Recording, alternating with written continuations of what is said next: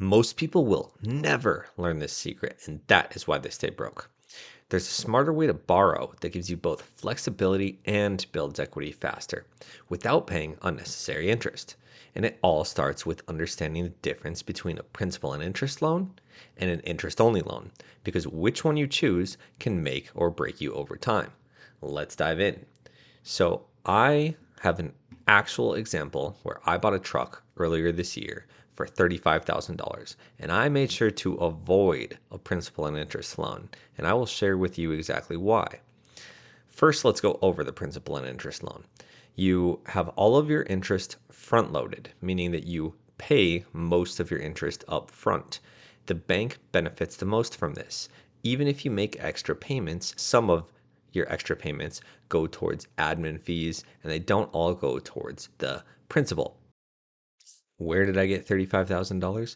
Well, I came over to this loan calculator, and most people do a 5-year loan, which is 60 months. And at the time, I would have got about a 6.57% interest rate. That would have given me a payment of $684.82. Now, it does cost about $6,000 in interest to pay this off, but like I said, the downside is that most of that interest is paid upfront to the bank, and over time you start to pay more and more of the principal. With a principal and interest loan, you also have to have full coverage. Between the two of these, you can see in the bottom right that it adds up to $859.82. That eats so much out of your cash flow every single month. That is why it is such a weak loan product. Interest only loans, nobody talks about them. And if they do, they try to scare you with the fact that your payment only goes towards your interest, but it doesn't pay down any principal. But they don't mention how powerful of a product it is. That's because it doesn't make the bank any money. How did I come to such a small total here? Well, you can see that I multiplied my total loan times the interest rate and divided that by 12. So even if I were to change this to 6.5%, and even if I were to change your insurance type from liability up to full coverage, I would still have $500 in cash flow every month, less than I would with a principal and interest loan, right? So where does this cutoff occur, right? Let's find out. If we were to do, let's say, 10%, we would still have $400 in cash flow, even with full coverage. Let's do 13%. Okay. What about 16%? We still have extra cash flow. See how powerful this is? Your interest rate, let's say we triple it, you still have extra cash flow. When I figured out that the interest rate could triple and I still had cash flow, this is when it hit me that this is what the rich do. Everything is about the spread, meaning how much cash flow you have left over at the end of the month, right? Because if you can have an extra $500 per month, you can pay down this loan faster. You can take that cash and you can go on vacation. You can invest that cash. You can pay extra bills with that cash. You're not really going to get ahead unless you either invest with that or unless you pay down debt with that. So if I were you, I would do one of those two things. So realistically, though, I do have a 5.15% interest rate and I do have liability. So I do have an extra $655 in my pocket every month. Now, I have pulled up here my ability to borrow and how much debt I have so I can show you exactly what this looks like. So here you can see that I have $141,000 in debt at 5.15% interest, and right now it's costing me under 600 per month. And some people have pointed out, like, how do you pay that, right? So I have my dividends, which I get from my stock portfolio, and they cover about 1/3 of my debt, a little more now. So they pay about one out of every three of my bills in full, plus I have a little bit of cash left over. Now, if I were to borrow 35,000, I would have that number I showed you on my screen, the $150.21. If you aren't using this because you're scared, because they told you in school or someone told you that this is dangerous, keep in mind that the reason that some people tell you that is because they gatekeep. They don't want you to know because the banks would not, they wouldn't profit if you knew this, right? So I have this deep dived in my leverage mastery book between principal and interest versus interest only. And I do go over a different example, but I do go over it in some pretty big depth. And I do touch on a couple other loan types, including margin only, HELOC, and you can do this with your house. That's called velocity banking. So I do go over that in a different video, and I can show you kind of what that looks like up here. But to give you a summary of what velocity banking is, it would be if I have a total amount, this is what I owe on my mortgage when I first got the house, I could lump sum pay that down. And same thing applies, right? So I had a 7% interest rate. The goal is to get an even lower interest rate with my, whether it's my HELOC or whether it's my margin. And the goal is to transfer this loan of 363,000 over to this loan of 363,000 as quickly as possible, and then pay this one down as quickly as possible because of the way that interest is front loaded on bank loans, whereas this is interest only, and I have a spread of $1,000 over here. And again, I don't know when the video releases, but I do deep dive this exact strategy so you can see exactly how it works. So I won't dive too deep into it, but here's where it gets really crazy is, and this took me years to understand. When I say it's all about the spread, what I mean is you need to have more income than you have in expenses. And it doesn't matter if it comes from your job or investments or what, but you need to have a spread. And what is the purpose of that spread? Well, most people, what they do with that is they spend it.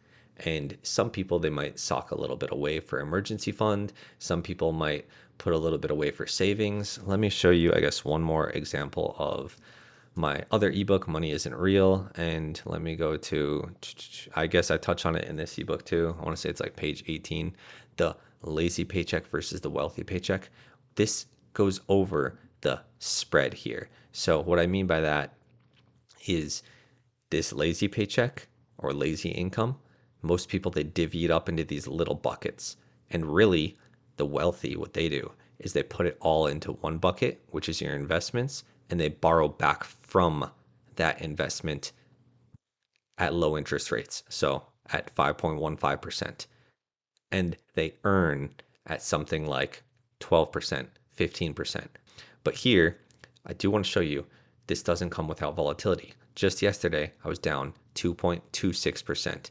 Today, when the market opens, you can always look. You go NASDAQ Futures Live, and it's the closest thing to what I buy, which is tech. And this would be even closer to SCHG, but it's down another 0.38%. So when this opens, I'm going to be down even more. If you can't handle that, this probably isn't for you. If you look at the week, I'm down, what is that, like almost 20,000. If you look at the month, I'm up about 10. If you look at 3 months, like always, when in doubt, zoom out. So if I go to year to date, I'm up 30%. It's such a small drop in the bucket, but I do want to show you because some people can't handle seeing their money go down, right? So if I look at 1 year, I'm up 143 or 36%. And then if I go all time, it's just absolutely ridiculous. But this is such a powerful thing to do.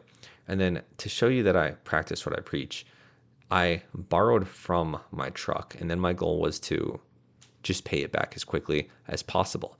Here, I borrowed to pay off my truck in full. Then I had a little bit of leftover money from that, and maybe I got paid or something.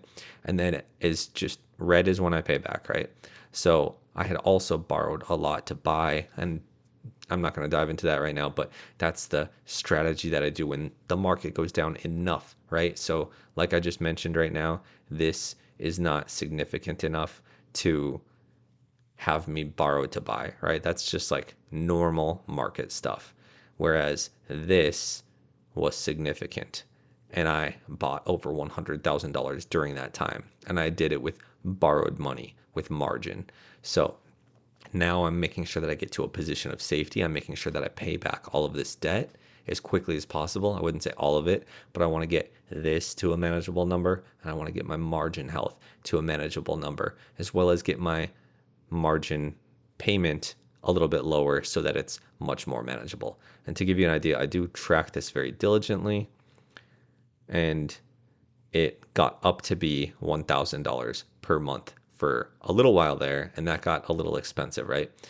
I didn't actually tell you the benefit of this spread yet. I want to make sure I do go over that. So what most people do is they spend this, right?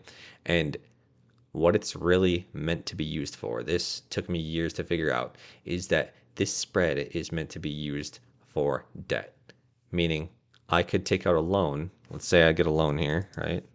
And I didn't mean to add a third column, but I could take out a loan and I could add $500 from my loan and it could go right here, right? So let's say that that loan was also under expenses is I guess what I'm trying to illustrate. So like this plus this equals this. So it just went from 2,500 up to 3,000, right? And now let's say that it goes to 3,500. I could borrow up to $1,000 and I would still have a spread here. But if I use that loan the right way, meaning that I buy assets with it, that's where it's very powerful. If I buy liabilities, I'm not increasing my income or my growth. So I don't care that much about income. It is nice to have more income. So some people, they really like to do things like buy covered calls and things like that, or maybe buy real estate because they care a lot about income. I think it depends on your age too and kind of where you're at in life, but you can also live off of the growth. And I have touched on this in some other videos, but it's all about the spread, meaning that if I have more growth, like more total value, like this number is higher than my debt, and it grows at say 15%, which is 12% higher than my interest rate, I can just compound and live off of that forever. So I have illustrated this in the past. I won't do that right now. I don't want this to be a super long video, but it's all about the spread. That extra money is meant to be used for loans the right way, meaning that the spread is meant to grow your wealth. This it just took me such a long time to figure this out. I never realized that that's what the wealthy do, right? Is you buy assets and then you avoid liabilities, right? But it's deeper than that. It's you buy assets, you avoid liabilities, and you use debt the right way to only buy more assets and to grow faster. So, hope that helps. If you have any comments, make sure you drop them down below. See you next time.